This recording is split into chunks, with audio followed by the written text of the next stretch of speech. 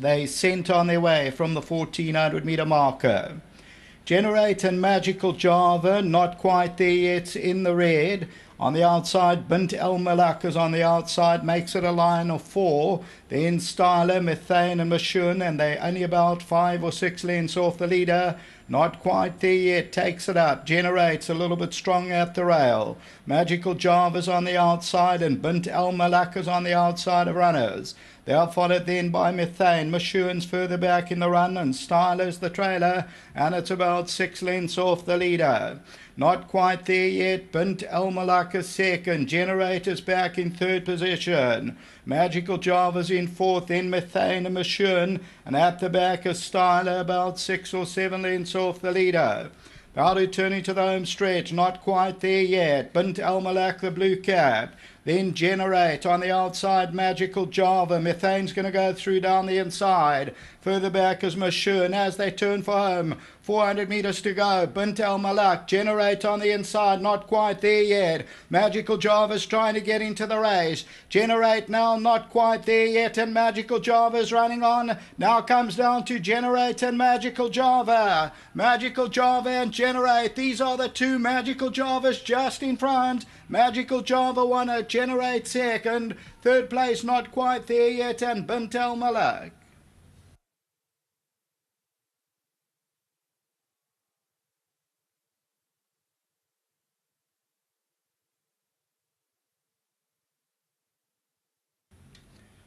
The two fancied runners, number 5, Magical Java, the filly by Silvano, Dennis Dreyer, and they winners.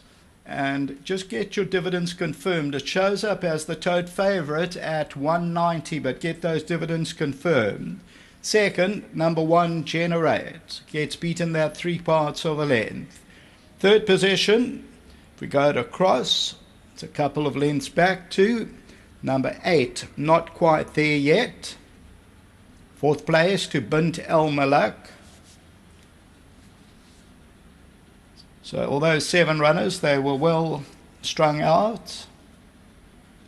Further back in the run was Mashun, and then came Methane. So Generate, 3 off the left-hand side, Magical Java's on the right-hand side, and Magical Java gets to grips with about 200 metres to go. They have a couple of strides together, and then Magical Java goes on to score by 3 parts of a length. This one bred by Main Chance Farms, and that's the running of the third. Get those dividends confirmed because of the late scratchings of 4 and 11 until the 4th. Back to the studio.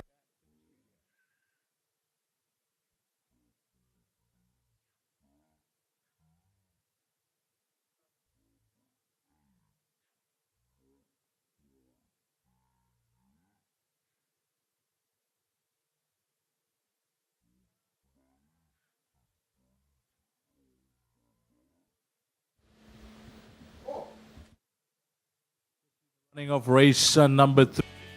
A favourable start to this carryover pick 6, Magical Java. The favourites is Obliged, Dreyer teaming up with Veal, Main Chance Farm, the breeders, and Hartley SA nominee Mr. Peter Gibson. Nice to have him and his family on course. Look the right type of field, Stu? Yeah, she's been going the right way. You know, she took her time to get going, but she's been improving all the while. Today she just was given a nice patient ride, and really nice to see her kick on. Yeah, listen, if even a mile, we've probably been really confident, you know. But from that nice draw, we'll take a chance in the 14. And, you know, like I say, she's improving all the while. Just good luck to the whole Hartley team and Pete, and well to the boss and Sean. How's the fires burning back home when the boss is away? Things going okay? You happy with the progress of the horses? Yeah, they're ticking over. You know, we have our winner out in there, so yeah, happy. One more runner left? Yeah, disappointed at Scottsville. You know, we really like Scottsville, we thought, and he disappointed at the challenge. So hopefully today he can bounce back to a little bit of earlier form. Thanks for that, Stu, and give the boss our best. Thanks, Steve.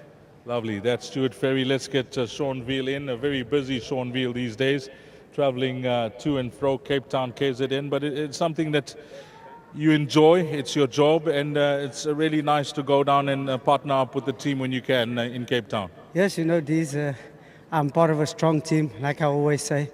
We got Stewie holding the flag here for us with Gary and the rest of the team, and my boss and news in Cape Town, and I travel up and down, but I'm based basically in Cape Town.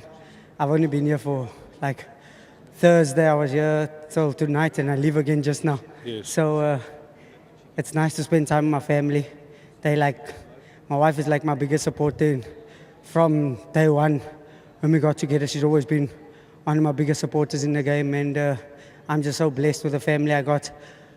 My father-in-law is here to support me. He's the only one here.